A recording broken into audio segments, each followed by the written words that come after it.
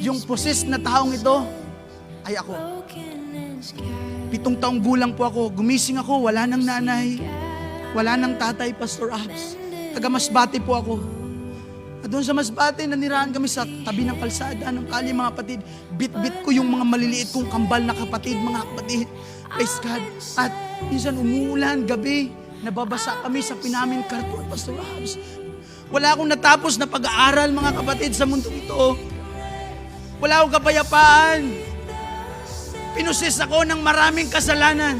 Nalulungko ako, Pastor, kasi pinagbabawal na gamot. Nasira ang buhay ko dahil sa bisyo, mga kapatid. Taong 2015, from Masbate to Cebu, nakikita ko yung 14 years old, 13 years old na babae, kajamming ko mag-drugs. Sa isang compound, mga kapatid, nagka-drugs kami.